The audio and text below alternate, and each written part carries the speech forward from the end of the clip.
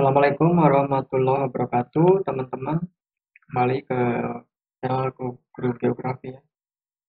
Kali ini kita lanjut lagi untuk bahas soal KSNK kemarin, bagian kedua, nomor 6 sampai 10 gitu ya. Ini nomornya acak sih sebetulnya, tapi ya urutannya 6 sampai 10 gitu ya. Jangan lupa untuk subscribe channelnya dan nyalakan loncengnya, nanti update terus ya ininya pembahasannya. Ini juga bisa dicek di soal-soal ini di blog saya di gurugeografi.id. Kita akan coba langsung cek nomor 6 ya. Sumber energi alternatif nuklir dapat digolongkan ke dalam jenis pemanfaatan sumber daya apa? Nah, minyak, gas, hayati, mineral, geotermal. Ini kayaknya nggak terlalu susah juga ya, bisa di logika gitu ya. Nuklir itu dari apa sih dia bahan dasarnya? Nuklir itu kan dari mineral ya, mineral mineral ini yang eh, punya bahan radioaktif ya. Contohnya apa? Uranium gitu ya, kemudian plutonium misalkan. Jadi ada misalkan saya cek di sini ya, nuklir mineral resources. Pakai bahasa Inggris ya carinya biar lengkap. Nah, ini banyak. Jadi ini kan mineral. Jadi pembangkit nuklir itu dari bahan mineral. Nah, ini ya misalkan uranium, kemudian ada thorium ya. Ini nanti akan menjadi bahan dasar nuklir. Tapi ini prosesnya panjang, nggak langsung bentuknya gitu jadi energi, bukan ya. Jadi ini habis ditambang si biji ini tadi ya, biji nuklir ini, contohnya ya. Ini kemudian biji uranium ini mengandung hanya 1% senyawa uraniumnya. Jadi ini masih diproses lebih lanjut. Ya, ini ada nanti diperkaya lagi ya menggunakan sedikit apa ini diperkaya dengan berbagai macam ini senyawa kimia lainnya gitu ya. Sehingga uh, bisa menghasilkan fisi, proses fisi. Fusi ya, fusi atau fisi. Kamu cek aja di sini ya. Nah, ini contoh uranium yang mengandung senyawa radioaktif, unsur radioaktif tadi. Ya. Apakah di Indonesia ada uranium? Ada kayaknya, tapi tidak yang paling bagus. Ini banyak, ini ada autun itu. Ini keterdapatannya pasti jauh di dalam. Jadi ini bahan dasar. Ya. Oke. Ini apa ya? Jadi silakan dicari lagi ya di internet ya. Contoh energi-energi alternatif lain itu. Apa ini?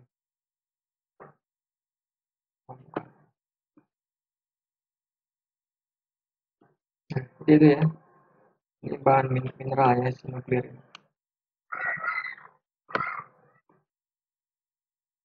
7. Terdapat sebuah negara Eropa dengan komposisi kepercayaan penduduknya kayak gini. Islam, Katolik, Ortodok, Ateis, tidak beragama. Paling banyak Islam. Paling banyak Islam. Setelah itu Katolik. Ini negara apa? Ini sih nggak bisa diraba-raba kalau nggak pernah lihat datanya. Serbia, Yunani, Albania, Moldova, Siprus. Kalau lihat yang paling banyak Islam, nah mungkin ini bisa sedikit gambaran. Yunani kan kayaknya enggak gitu ya. Moldova enggak. Nah, pasti kalian itu antara Serbia, Siprus atau Albania gitu ya. Nah, ini jawabannya itu adalah yang Albania. Albania itu negara bekas Yugoslavia. Dulu Yugoslavia kan pecah, ada Kroasia, Serbia, Montenegro itu kan ya setelah perang saudara gitu. Kayak Uni Soviet ya, ada Kazakhstan, Kyrgyzstan lah macam-macam. Nah, Yugoslavia kan banyak mayoritas muslim ya gitu. Jadi kamu cek aja religion, misalkan ya, religion Albania, percentage, nanti muncul. Nah ini Hampir mirip kan, Islam kebanyakan, kemudian Roman Katolik tadi ya. Ya, oke. Katolik kan ya, 13%. Tadi mirip ya, 10 atau 13-an ini sama lah. Ya. Muslim nomor satu, Islam satu, keduanya Katolik. Kemudian Ortodoks.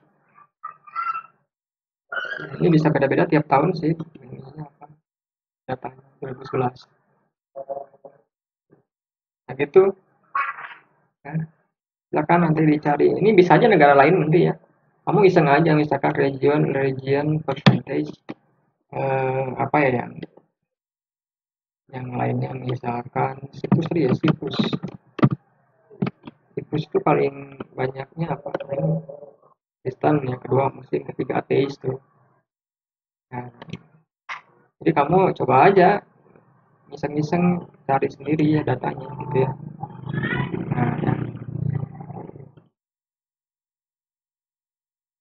yang kedelapan negara di Amerika Selatan Latin ya yang tidak punya laut, ibu kota negaranya tidak dapat diakses dari laut. Peru, Bolivia, Paraguay, Uruguay. Nah, ini kan pengetahuan lokasi peta ya. Memang kalau nggak pernah bikin lihat peta, jarang buka Google Earth, Google Map, bingung. Ini jawabannya kayak Lapas tuh Pak, Bolivia ibu kota. Nah, ini kan ini nggak punya laut ya Bolivia itu. Ya. Nah, La Paz itu kan salah satu ibu kota tertinggi di dunia, ketinggiannya 3.600. Makanya oksigennya sedikit. Orang kalau main bola di sini pada ngeluh ya, cepat habis oksigennya karena ketinggiannya di atas 3.000. Ini nggak ada suplai air sungai dari Pasifik, makanya nggak bisa diakses dari laut. Kalau Paraguay ini kan ada Paraguay. Paraguay itu di tengah-tengah juga nggak punya laut, tapi dia punya sistem air sungai. Nih Parana River, River ya. Ini bisa kan nanti si kapal masuk sini ya ke Asuncion. Nah ini kan pengetahuan peta. Kita kalau nggak pernah lihat ini bingung mungkin ya. Nah, nggak tahu kan. Jadi kamu silakan buka buka ini ya Google Earth nah ini ya di laptop gitu kan. Kamu iseng-iseng buka semua wilayah-wilayah di dunia ya, kemudian ya keliling dunia ya pakai ini ya pakai Google Earth ya. Cari lokasi-lokasi yang penting ya, sungai, gunung, kemudian uh, kota ya situs-situs bersejarah gitu kan. Nah, ini supaya kita punya mental map yang bagus. Nah, misalkan bisa aja nanti yang wilayah Afrika mana yang tidak beriklim tropis, ini kan hijau tropis, ini yang tidak ya, yang gurun pasir. Ya. Negara di Afrika yang tidak berasosiasi dengan gunung Sahara mana kan itu kan, ini harus tahu ya kan posisinya. Ini Kongo paling besar ya. Jadi mana tadi? Yang Amerika Selatan. Tadi ya, ini kan Paraguay ya, dia punya sistem sungai. Asuncion tadi di sini ya. Ini ada sistem dari masuk ke teluk, teluk itu.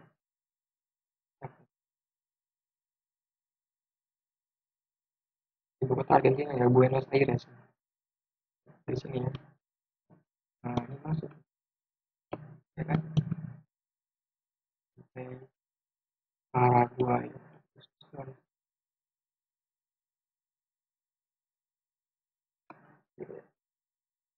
Masuknya ada sistem sungai ya. Oh tadi misalkan lapas, nah lapas Bolivia. Ya. Nah ini nggak ada nih. Ini kan batasnya. Ini Chile ya, Peru. Nah, lapas tuh di sini di atas. Ibu kota tertinggi. Bandaranya juga di atas. Nggak ada sistem sungainya dari sungai mana coba. Ya kan? Ini Bolivia. Nah, jadi kamu memang cari, saya sering lihat-lihat peta kayak gini lah ya. Lanjut ya. Oke. Oke, nomor 9, istilah yang tepat untuk negara yang mengalami transisi kegiatan ekonomi dari sektor primer ke sektor sekunder. Dan tersier adalah apa? Negara berkembang, industri baru, maju, manufaktur terbelakang. Nah, ini geografi ekonomi. Ini ada di teori ekonomi model Clark and Fisher nih saya ketemu. Ya, jadi menurut Clark and Fisher itu mereka mengeluarkan model ekonomi bahwa proporsi tenaga kerja suatu negara itu yang bekerja pada satu sektor itu akan berubah mengikuti perkembangan zaman ya, waktu ke waktu. Ada tiga fase, jadi ada pre-industrial, industrial, dan post-industrial. Ya, fase pre-industrial itu didominasi sektor agraris kayak Amerika zaman dulu ya, misalkan zamannya koboi gitu ya, masih nggak ada mesin gitu. Fase industrial ini mulai transisi ke manufaktur, perakitan, dan jasa tersier. Ini membutuhkan banyak labor ya, tenaga kerja nih, pabrik. Nah, habis itu masuk ke fase post industrial kayak sekarang ini mulai ke mesin otomatis sekarang ya, ATM lah, mesin robot ya. Jadi para pekerja mulai berkurang, dirumahkan. Ini era disrupsi kalau sekarang bahasa kerennya ya kan. Semua serba otomatis, machine ya, mesin. Dokter pun dokter mesin sekarang kan ada kan bedah pakai mesin, robot ya, robotik. Nah, ini tiga ini. Nah, kita ada di sini sekarang di fase industrial apa ya? Di sini ya, sekarang Indonesia di sini. Nah, ini jawaban nomor 9 berarti karena transisi ya negara industri baru. Kamu cek di sini ya model Clark Fisher jadi ini modelnya eh, Clark Fisher model ekonomi. Ya. Nah, ini ada tiga bagian. Nah, ini kurang lebih ini. Ini pre-industrial ya, ini industrial sekundari ya. Ini ke sektor primer mulai menurun, nah ini sektor sekunder naik, tersier naik. Habis itu nanti post industrial, primer di sini, ini quarter sekarang kita kan industri marketplace ya online semua apa ya, digitalisasi di sini. Ya, jadi ini grafiknya. Kamu cek aja ini ya kata kunci. Oke. Nah, itu ya nomor 9. Lanjut. Oke, lanjut ya. SCO Shanghai Cooperation Organization merupakan organisasi kerja sama regional Eurasia beranggotakan 8 negara.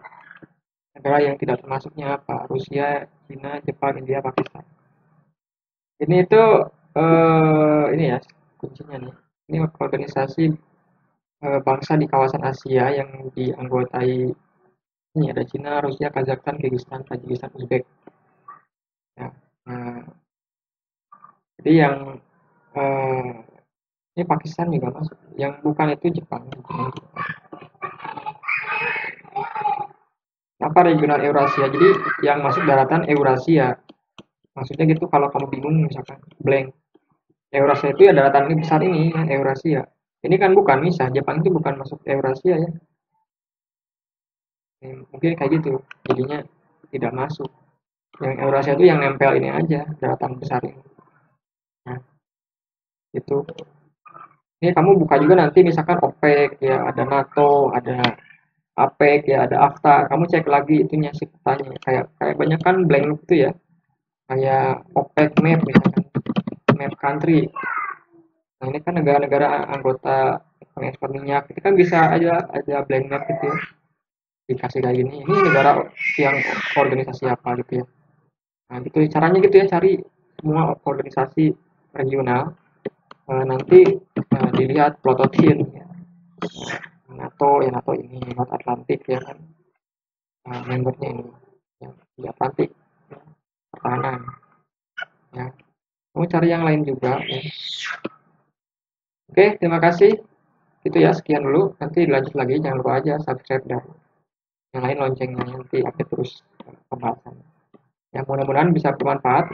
Ya, sedikit-sedikit ya.